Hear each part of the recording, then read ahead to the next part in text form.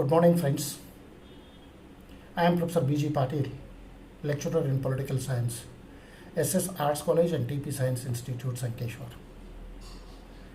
The video is made on the request of law students. The topic that is going to be covered today is amendment of American and Swiss Constitution. Friends, we are aware that Constitution is the fundamental law of land. I am not going to discuss at length about the meaning and definition of the Constitution. We know that the Constitution is divided basically into rigid, flexible, federal, unitary, written, unwritten, these things. So today our topic is concerned only with a rigid and flexible Constitution.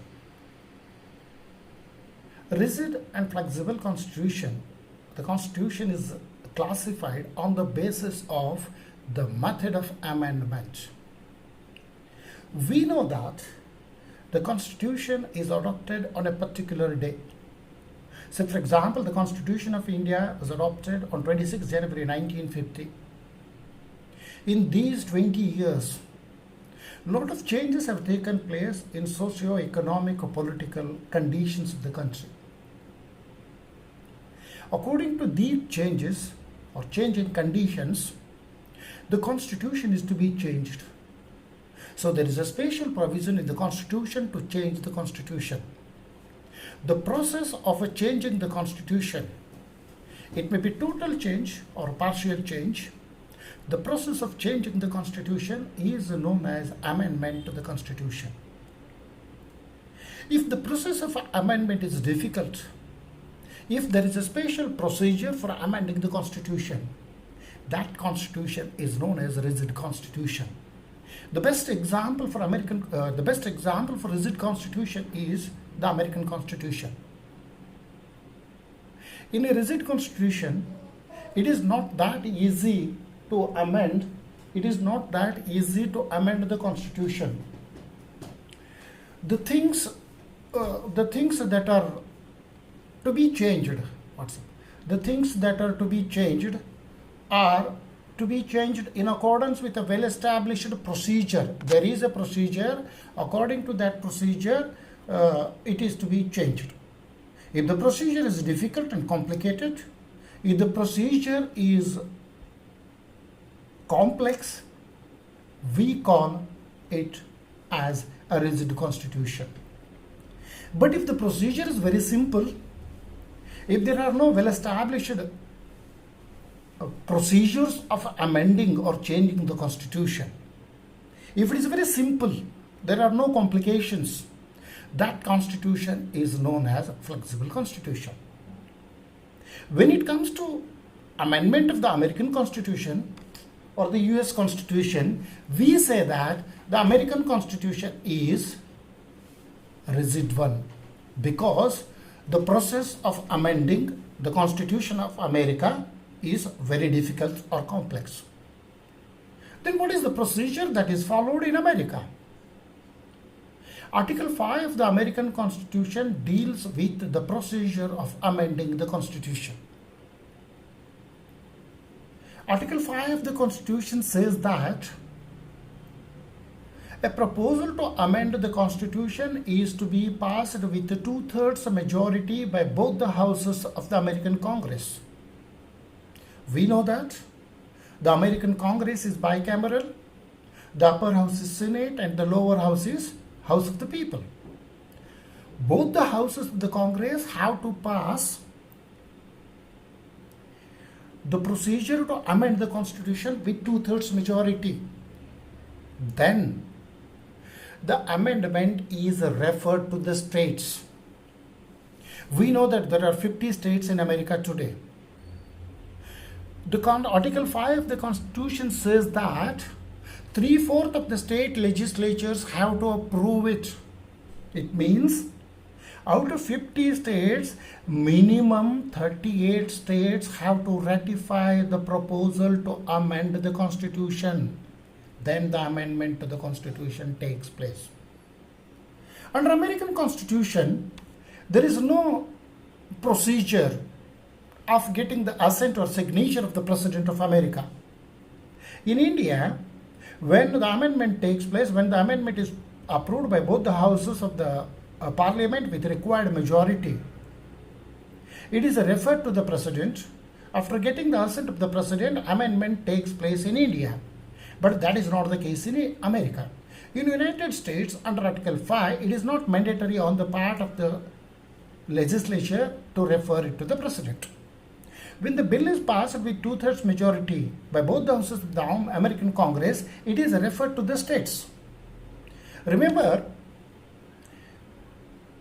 when it is referred to the states, we have to remember one thing. The governor either ratifies it in the Gazette or official publication, they call it. When it is published in official document, the state legislatures have to discuss and ratify it. Earlier, there was no binding time limit on the states to ratify the amendment, but now they are putting time limit. In a prescribed time, the state legislatures have to approve it. They have called something called National Archives and Records Administration. They call it NARA. The NARA is charged with the responsibility of administering the ratification process. The NARA is charged with the responsibility of administering the ratification process. The NARA, along with the Director of Federal Register, the Director of Federal Register looks into the matter. Then the archives and the Director of the Federal Register follows the procedure and customs established by the Secretary of the State. The Secretary of the State used to perform these duties up to 1950. But now, the Administration of General Services are done by NARA. It means after 1985, NARA sends to the states, it receives from the state, then it is declared. It is one procedure. The second procedure wherein the states refer for amendment of the Constitution. That is,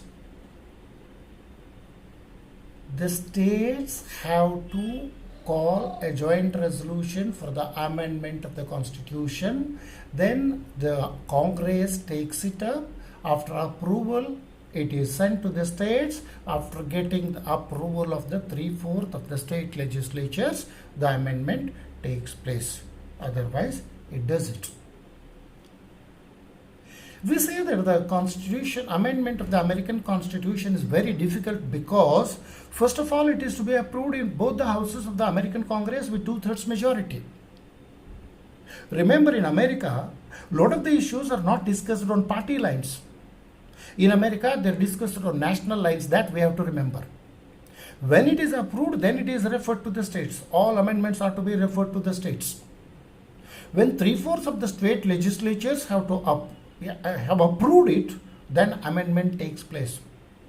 But one thing we have to bear in mind, in America there is something called judicial review. If the amendment is challenged in a court of law, and if the court of law finds that it is,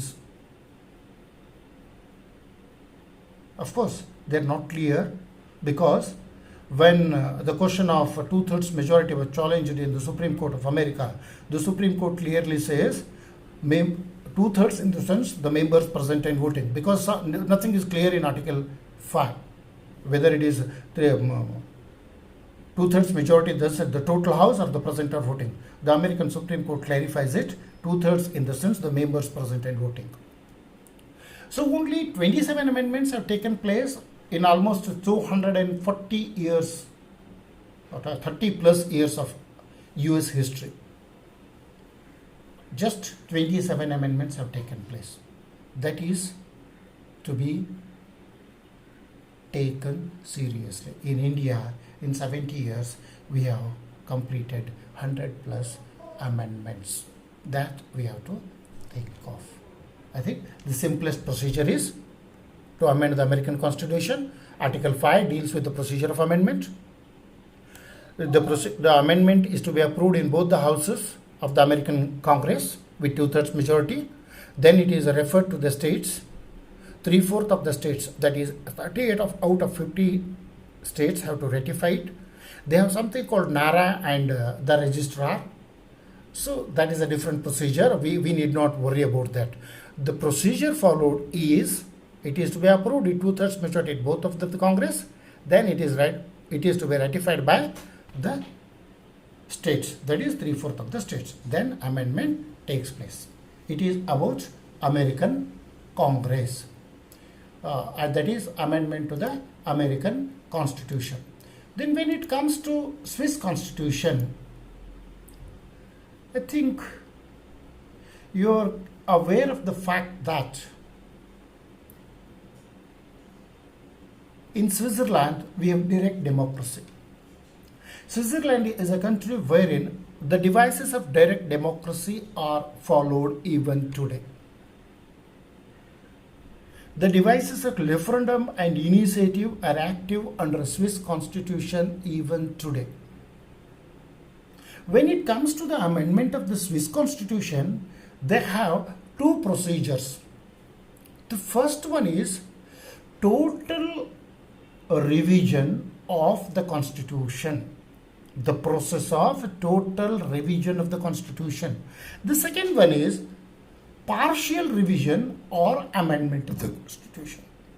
Total revision in the sense the Constitution is changed completely. The Constitution is completely changed. A new Constitution is adopted. Partial change or partial revision in the sense some parts or some articles of the Constitution are amended. Then what is the procedure of total revision of the Constitution? For total revision of the Constitution, the procedure of revising the Constitution is to be approved by both the houses of the Swiss Federal Assembly with 2/3 majority. Remember, it is to be approved by both the houses of Swiss Federal Assembly with 2/3 majority. Then it is referred to the people. In the beginning I told there is a process called referendum. When the revision has to take place to the Constitution, that is referred to the people. Majority of the people have to accept. Majority of the voting takes place preferably on second Sunday. Voting takes place preferably on second Sunday. People participate in the process of voting, that is accepting or rejecting the process of total revision of the Constitution. Before voting, a time is given to the people of Switzerland to study the contents of the total revision or contents of the new Constitution. It is published in newspapers, the people are educated, then voting takes place. The majority of the people have to approve it. Remember, the majority of the people have to approve it. Then the second unit, the another process is there. First, it is to be approved in both the houses of the Federal Assembly. Then it is to be ratified by majority of the voters, that is the citizens. And finally, the cantons have to approve it. Cantons in the sense